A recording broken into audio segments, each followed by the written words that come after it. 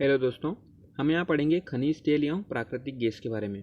खनिज तेल जिसे हम पेट्रोलियम भी कहते हैं, काफ़ी महत्वपूर्ण है आज के समय में। ठीक है, इसके अलावा जो प्राकृतिक गैस हैं, पेट्रोलियम के जो स्थान होते हैं वहीं से निकाले जाते हैं और यह भी अभी के समय में काफ़ी महत्वपूर्ण है।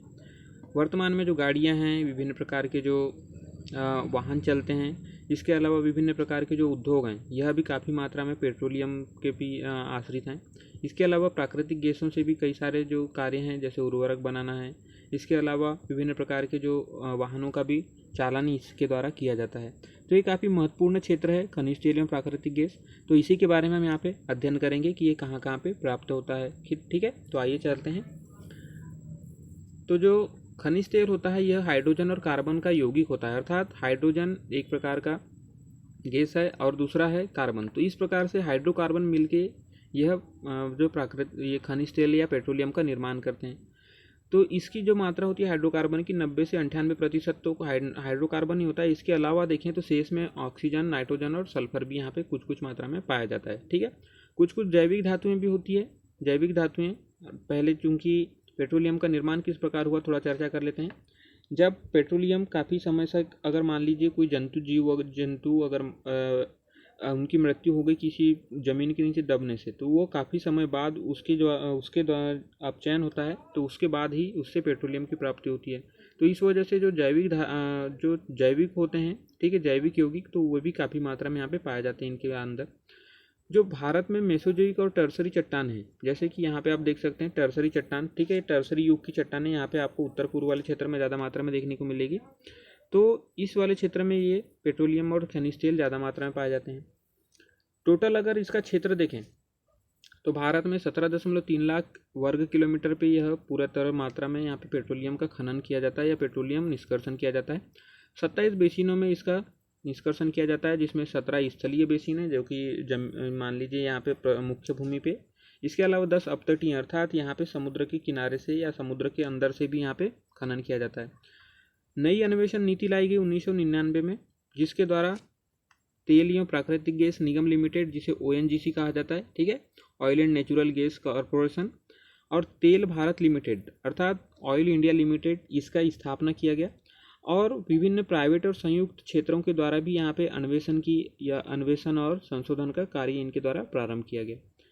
नेक्स्ट देखते हैं, खनिज तेल उत्पादन का वितरण देखते हैं। ठीक है, तो 1951 में अगर देखें तो कुल 2,69 लाख टन, 2.69 लाख टन यहाँ पे उत्पादन हुआ। ठीक है, 2014-15 में यह उत्पादन बढ़ के 37.46 मिलियन टन हो गया। ठीक है, तो ये प्रमुख रूप से अगर देखें यहाँ पे हम, तो जो ये बॉम्बे हाई वाला जो क्षेत्र है, मुंबई के पास में, यहाँ पे आप देख सकते हैं। ठीक है, तो यहाँ पे इसका खनन किया जाता है या इसका निष्कर्षण किया जाता है। इसके अलावा गुजरात में, ठीक है, खंबात की खाड़ी में, इसके अलावा राजस्थान में, इसके अलावा असम वाले क्षेत्र में, आंध्र प्रदेश में कृष्णा गोदावरी बेसिन के अंतर्गत, और अरुणाचल प्रदेश में। तो ये सारे जो क्षेत्र हैं, यहाँ पे हम खनिज तेल का उत्पादन करते हैं।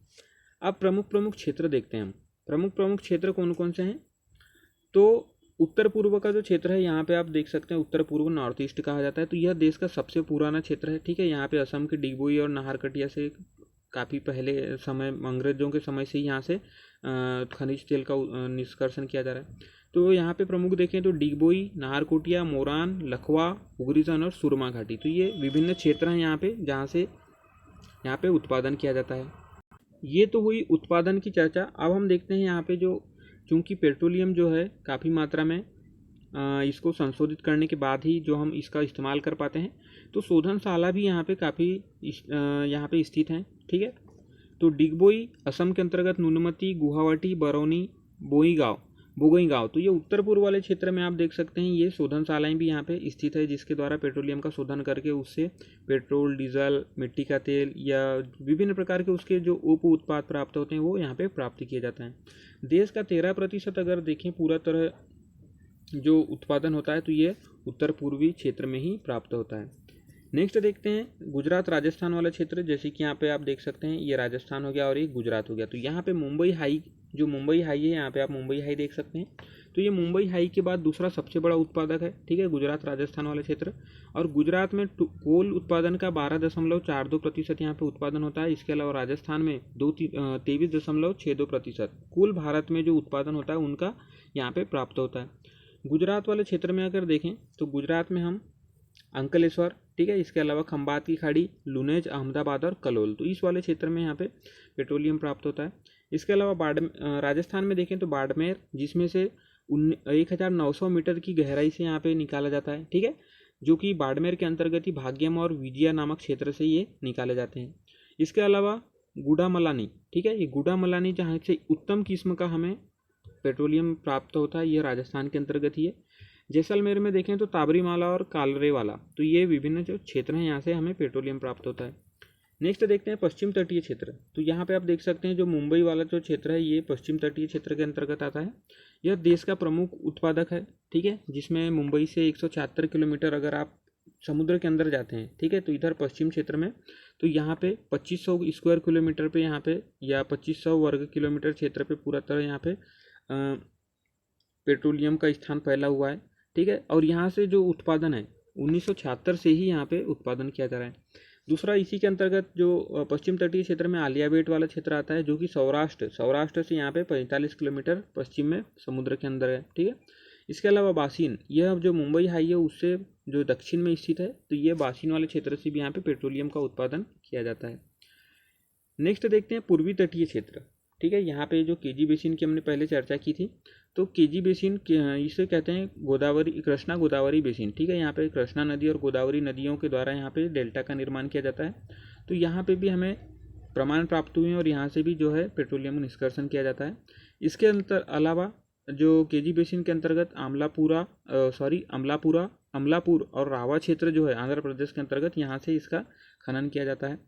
कावेरी बेसिन आप यहाँ पे देख सकते हैं, ठीक है, ये तमिलनाडु के अंतर्गत आता है।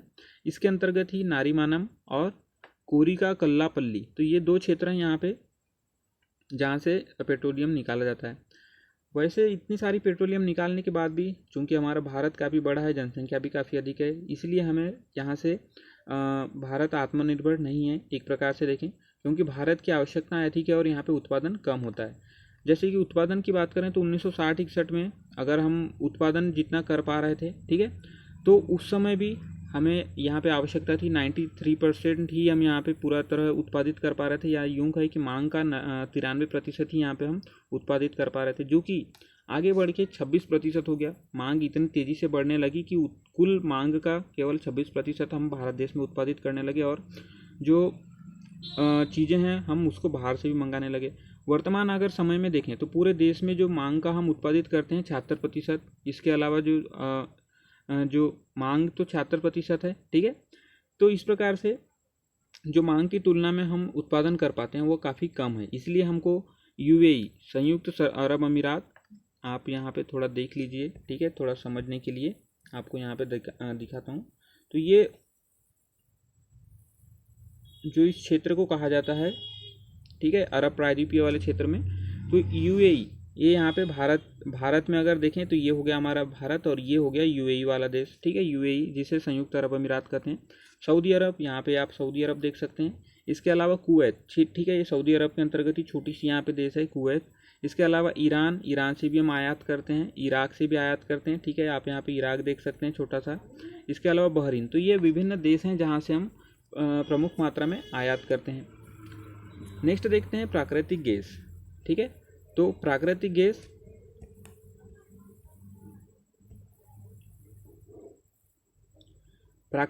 के अंतर्गत देखें तो यह खनिज तेल के कुओं से ही प्राप्त होती है। अभी तक हमने जो खनिज तेलों की जो चर्चा की, तो ये जैसे प्रकार के हमने जहाँ भी क्षेत्र के बारे में चर्चा की, उन्हीं क्षेत्रों से यह प्राकृतिक गैस भी प्राप्त होती है, ठीक है। इसका प्रयोग देखें तो विद्युत उत्पादन में उर्वरक उद्योगों में, ठीक है, रसोई गैस के लिए और औद्योगिक ईंधन के परिवहन के लिए, तो ये विभिन्न प्रकार के जो उपयोग हैं प्राकृतिक गैस के, ठीक है। इसका खोज और उत्पादन ओएनजीसी और आईओएल के द्वारा किया जाता है, जैसे हमने चर्चा की, ठीक है। यह oil and natural gas corporation और इंडियन ऑयल लिमिटेड। तो ये दोनों के द्वारा ही इसका खोज और उत्पादन किया जाता है, परंतु इसका प्रसंस्करण और वितरण, अगर इसे शोधन और वितरण की बात किया जाए तो gas authority of India limited, जिसे गेल कहा जाता है, इसके द्वारा किया जाता है। 1961 में 17 मिलियन घन मीटर यहाँ पे उत्पादन हुआ था कुल, ठीक है, परंतु 2010-11 में यह बढ़कर 51,203 मिलियन घन मीटर हो गया। आगे चल के 2014-15 में इसका जो उत्पादन क्षमता था कम हो गया और 33,656 मिलियन घन मीटर ये पे रह गया, ठीक है।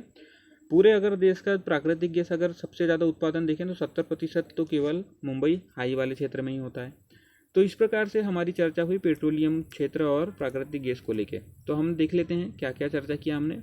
खनिज तेल या पेट्रोलियम के अंतर्गत हमने चर्चा की उनके उसके क्षेत्र के बारे में, ठीक है, उसके उत्पादन के बारे में देखा, उसके क्षेत्र के बारे में देखा। क्षेत्र में हमने देखा एक एक करके गुजरात राजस्थान वाला क्षेत्र, ठीक है। इसके बाद हमने देखा पश्चिम तटीय क्षेत्र, पूर्वी तटीय क्षेत्र, आयात के बारे में चर्चा की और उसके बाद हमने देखा प्राकृतिक गैस के बारे में। तो दोस्तों, अगर आपको जानकारी पसंद आई हो तो इसे शेयर कीजिए। धन्यवाद।